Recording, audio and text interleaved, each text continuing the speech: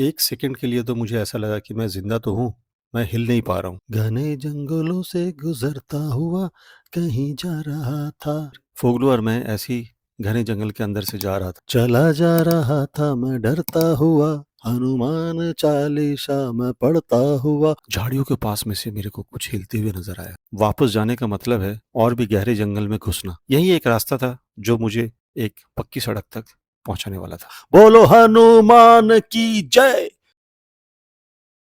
चलिए सर, मिलते हैं। अरे सर, मजा आ गया आप लोगों के साथ। जय बजरंगबली, जय गणपति बाप्पा, हर हर महादेव, रक्षा करो मेरी। अपन फोगलू के साथ निकल चल रहा हूँ अहमदाबाद की तरफ। अहमदाबाद जो यहाँ से करीबन 7.5 घंटा दिखा रहा है, और ऊना होते हुए मुझे अहमदाबाद की तरफ जाना है। जंगल वाला रास्ता दोबारा से, और यहाँ पे शेर का आगमन तो था। पिछले मैं यहाँ पे 2 रात गुजारा और दोनों रात शेर की दहाड़ सुनाई दिया। अब आप ये सोचो कि दिन में अगर शेर दिख रहे हैं और आप उसी रास्ते से जा रहे हो, वो भी सोलो, तो क्या ही एहसास हो रहा होगा उसमें। इसमें बताने का कुछ है नहीं। शेरन तो है ही है, शेर का वो एहसास है और एक रोमांच कैरी रोमांस है। यहाँ से पूछ रहा था मैं, आरिफ भाई से पूछ रहा था कि अगर शेर या शेरनी सामने आ जाए तो क्या करना चाहिए। तो उनका भी एक पेट जवाब था कि जो भी करना है वही करेंगे, आपको कुछ नहीं करना है, बस पीछे नहीं हटना है और खड़े रहना है अपनी जगह में।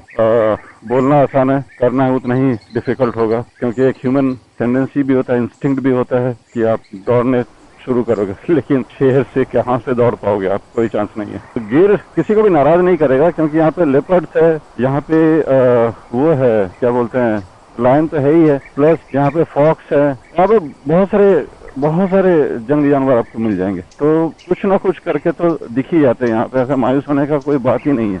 आरिफ भाई को अलविदा कहकर निकल पड़ा जंगल की तरफ। सामने जंगल था और पीछे रह गई थी आखिरी इंसान की बस्ती।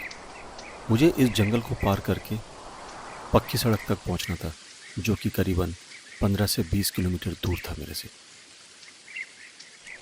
सुबह के करीबन 10 साढ़े 10 बज रहे थे। सूरज आसमान में तो था, चारों तरफ सन्नाटा था। एक ऐसा सन्नाटा जो कानों से नहीं, सीधे दिल में उतरता था। पेड़ों के बीच में से आती हुई पक्षियों की आवाज़ें, कभी झाड़ियों में हलचल, कभी किसी अनदेखी मौजूदगी का एहसास। मैं धीमी रफ्तार में चल रहा था। कोई हॉर्न नहीं, कोई जल्दीबाजी नहीं, कोई लाउड थ्रॉटल नहीं। हर मोड़ पर लग रहा था जैसे कोई मुझे देख रहा हो, जैसे कोई मुझे फॉलो कर रहा हो। दिमाग ये बोल रहा था कि सब ठीक है, all is well, all is well, लेकिन दिल में एक डर छुपा हुआ था। रीढ़ की हड्डी में से एक अजीब सा सिहरन दौड़ रहा था। कुछ देर फोगलू और मैं ऐसी घने जंगल के अंदर से जा रहा था। घने जंगलों से गुजरता हुआ कहीं जा रहा था। चला जा रहा था मैं डरता हुआ, हनुमान चालीसा मैं पढ़ता हुआ। बोलो हनुमान की जय, बोलो बजरंग बली की जय। झाड़ियों के पास में से मेरे को कुछ हिलते हुए नजर आया। बहुत ही हल्का था, लेकिन शायद काफी था। अगले ही पल मेरे सामने एक शेरनी थी, एक फुल ग्रोन शेरनी सड़क पार कर रही थी। समय जैसे थम गया था मेरे लिए, दिल धड़कना भूल गया था, हाथ सुन पड़ रहे थे। एक सेकंड के लिए तो मुझे ऐसा लगा कि मैं जिंदा तो हूँ, लेकिन शायद मैं हिल नहीं पा रहा हूँ। मैं फ्रीज हो चुका था उस मोमेंट में। ये डर शोर नहीं करता, ये अंदर से मुझे जकड़ के रखा था। ना मैं भाग सकता था, ना मैं चिल्ला सकता था, और ना ही मेरे दिमाग कुछ और सोच सकता था। सिर्फ और सिर्फ उस पल को एहसास कर सकते थे। दिमाग में 100 तरीके का ख्याल आ रहे थे। पीछे मुड़ूं? नहीं नहीं नहीं नहीं नहीं। वापस जाने का मतलब है और भी गहरे जंगल में घुसना, और इसका ये भी मतलब हो सकता है कि शायद पीछे और शेर, चीते, लेपर्ड वगैरह कुछ भी मिल सकता है। तो मेरे लिए आगे बढ़ने के सिवा और कोई ऑप्शन नहीं था, क्योंकि यही एक रास्ता था जो मुझे एक पक्की सड़क तक पहुंचाने वाला था।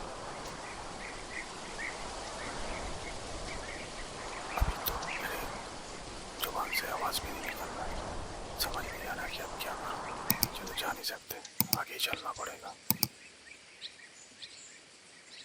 इतना धीरे से मैं बात कर रहा हूँ कि ऐसा लग रहा है कि मुझे मेरा ही आवाज़ सुनाई नहीं दे रहा। कहीं मेरा आवाज़ शेरनी तक ना पहुँच जाए, इसलिए जितना धीरे आवाज़ करे उतना ही बेहतर है।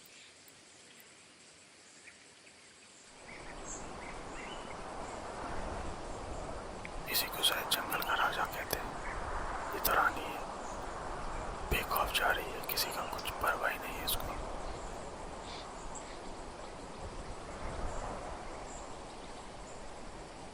मैंने अपना रास्ता नहीं बदला, ना ही मैंने एक्सीलेटर को बढ़ाया और ना ही मैंने कोई ब्रेक लगाया। बस एक दूरी बनाए रखा उस शेरनी से। मेरी आँख उसकी हर हरकत पर नज़र रख रही थी और दिल दुआ कर रहा था। कुछ देर ऐसे ही चला और फिर वो शेरनी अचानक से झाड़ियों में गायब हो गई। मेरे सांस में शायद सांस वापस आया, दिल मेरा फिर से धड़कने लगा। लेकिन कहानी अभी ख़त्म नहीं हुई थी। मुझे अभी ये एहसास हुआ कि मैं शायद गलत रास्ते पे आ गया।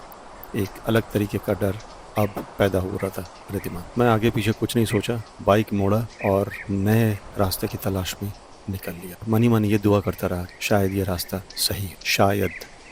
आज मुझे समझ आया कि जंगल सिर्फ पेड़ों से नहीं बनता, जंगल डर से बनता है और डर इंसान को उसकी असली औकात दिखा देता है। आज मेरा एक बहुत सालों का सपना पूरा हुआ। बचपन में मैं सुंदरबन के डिफरेंट रॉयल बंगाल टाइगर्स का कहानी सुनता था, जिम कॉर्बेट का कहानी सुनता था, यही सब सुन के बड़ा हुआ था। रस्किन बॉन्ड का वो story tiger in the tunnel, ये सब मुझे आज भी क्रिस्टल क्लियर याद। मैं हमेशा सोचता था कि शायद किसी दिन कोई रॉयल बंगाल टाइगर या कोई लायन का अगर मेरा सामना हुआ तो क्या हो। मैं उस डर को देखना चाहता था। इसके लिए मैं बहुत जंगल सफारीज करता था, बहुत जगह गया, लेकिन कहीं आज तक इससे पहले शेर, चीता, भालू या टाइगर नहीं दिखा मुझे।